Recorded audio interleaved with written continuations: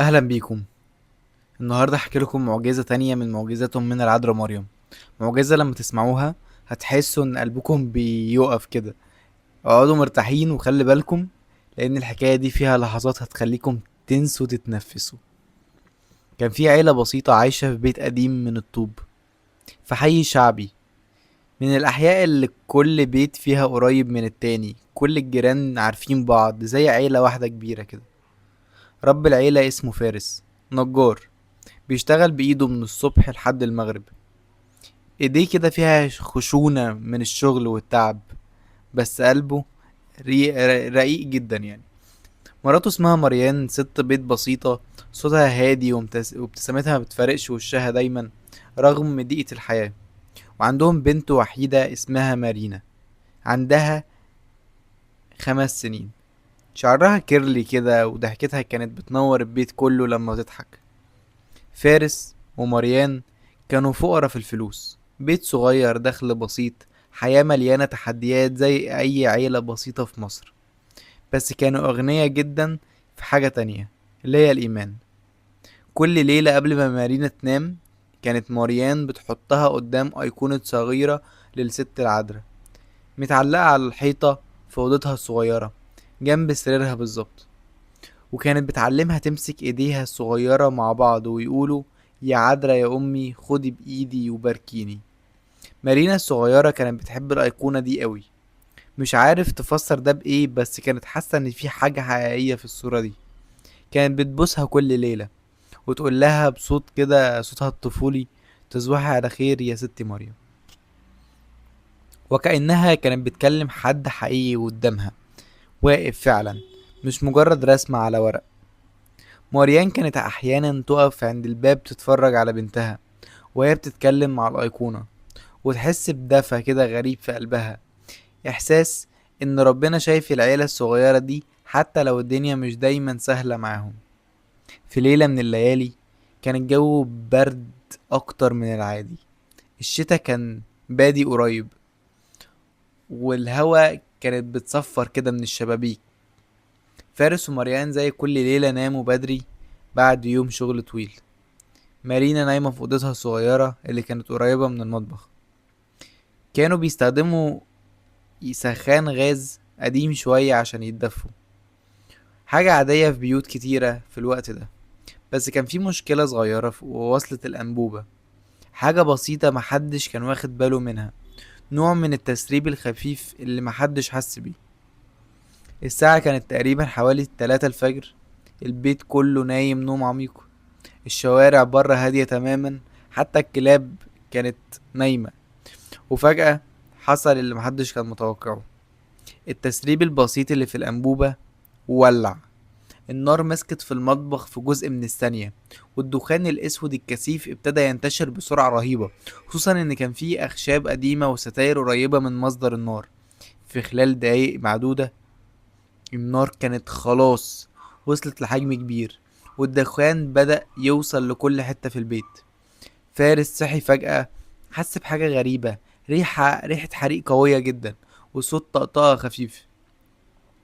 فتح عينيه في الضلمة ولقى الأوضة مليانة دخان أسود كثيف جدا بيوصل له لحد أوضة النوم.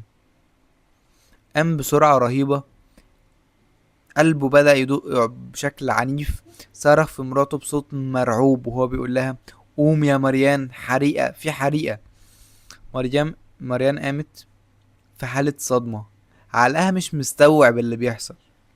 بس غريزة الأم اشتغلت فورا، وأول كلمة نطقتها، أول اسم طلع من بقها في اللحظة دي: بنتي مارينا. فارس جري بسرعة رهيبة ناحية أوضة مارينا اللي كانت أقرب أوضة لمصدر الحريق، لكن لما وصل لباب الأوضة لقى النار خلاص وصلت لهناك. الشعلة أو اللهب كان عالي جدا وبيطلع بشكل سريع، الدخان كان كثيف لدرجة انه مش قادر يشوف قدامه ولا متر واحد. حاول يدخل، مد ايده وسط النار عشان يوصل للسرير، بس النار رجعته بعنف واتحرقت ايده شوية من الحرارة الرهيبة. الألم كان مبرح، بس ما كانش حاسس بيه أصلا. كل تفكيره كان في بنته اللي جوه. صرخ بأعلى صوت ممكن يطلعه من بقه: مارينا، مارينا يا بنتي. الصوت كان بيتقطع من الرعب والدخان اللي بدأ يوصل له هو كمان. مارينا كانت واقفة وراه بتصرخ وتبكي في نفس الوقت. جسمها كان بيرتجف وهي بتحاول تدخل، بس فارس مسكها ومنعها، عارف ان دخولها هيبقى انتحار في اللحظة دي. الجيران بدأوا يصحوا واحد ورا التاني على صوت الصراخ والدخان اللي طلع من الشبابيك وملى الشارع كله. ناس بدأت تجري بالمية، وواحد من الجيران جري يتصل بالإطفاء بأقصى سرعة، وناس تانية بدأت تتجمع قدام باب البيت في حالة ذعر تام. جوه الأوضة، مارينا الصغيرة كانت صاحية من صوت الصراخ والدخان اللي وصلها، ودخل لبقها الصغير. اتخنقت وبدأت تكح وتصرخ وهي مرعوبة تماما، وعيونها الصغيرة مش فاهمة ايه اللي بيحصل حواليها، بس حاسة ان في خطر كبير. الدخان كان بدأ يملى الأوضة، والنار كانت بتقرب أكتر وأكتر من الباب.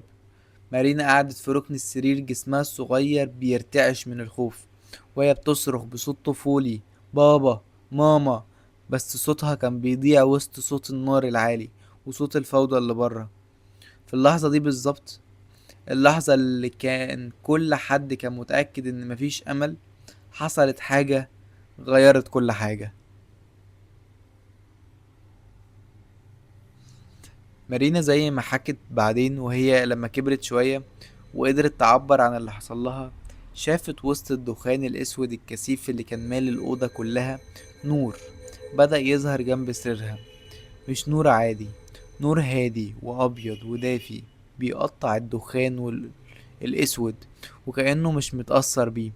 وفي وسط النور ده ظهرت الست الحلوة اللي في الصورة، زي ما ميارينا سمتها بعدين بكلماتها الطفولية البسيطة، لابسة لبس أزرق وأبيض، وشها بينور بشكل غريب وسط كل الضلمة والدخان دي، وعينيها فيهم حنية مارينا ما شافتهاش قبل كده في حياتها.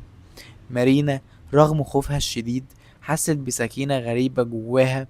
فجأة مدت ايديها الصغيرة اللي بترتعش ناحية النور وقالت بصوتها الطفولي الخايف: مريم، خدي ايدي.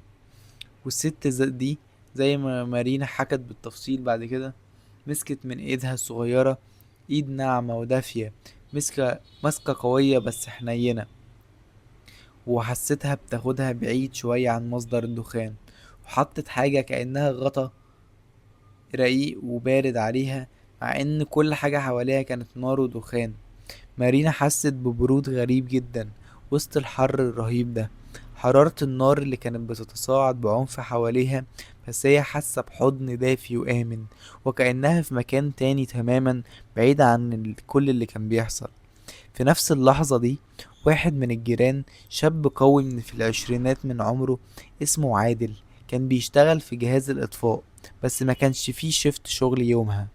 صدفة كان في بيت قريب، لما سمع صوت الصراخ والفوضى لبس هدومه بسرعة رهيبة وجري يشوف يقدر يعمل ايه.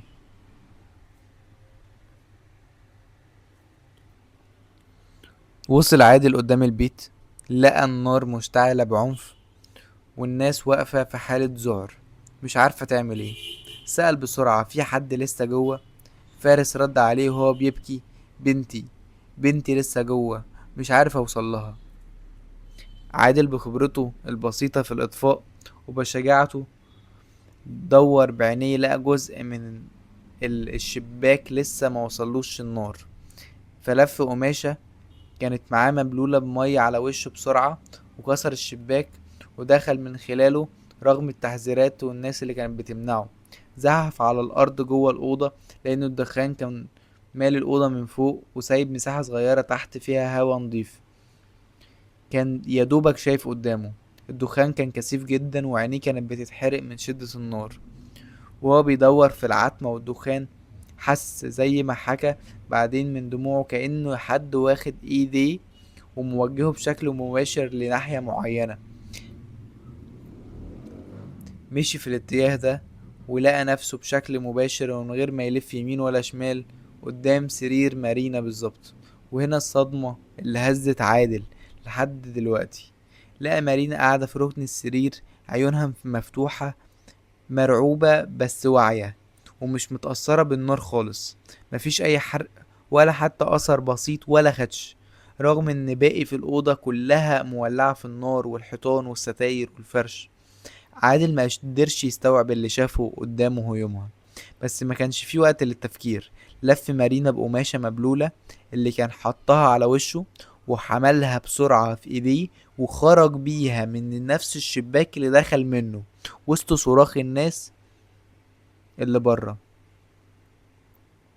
فارس ومريان لما شافوا عادل خارج من الدخان ومارينا في حضنه حية وصاحية، جريوا ناحيته بسرعة رهيبة، وهم بيصرخوا من الفرح والبكاء.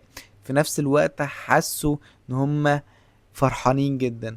مريان مسكت بنتها بين ايديها، بتلمسها من كل حتة وبتتأكد انها سليمة. مارينا كحكحت شوية كده من الدخان اللي استنقشته، بس غير كده مفيش اي اصابة.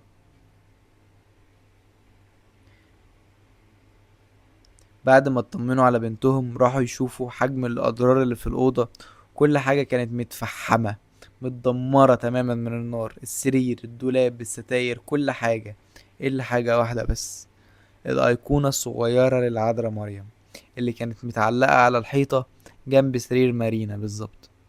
كانت الحاجة الوحيدة في الأوضة اللي ما تأثرتش بالنار خالص، ولا حتى أثر دخان عليها. كانت زي بالظبط، زي ما كانت، نظيفة سليمة وسط كل الدمار اللي حواليها. مارينا وقفت قدامها وهي بتعيط، ومسكت الأيقونة بإيديها اللي بترتعش، وبستها، وقالت بصوت هادي: شكرا يا أمي، شكرا إنك جيتي لبنتي.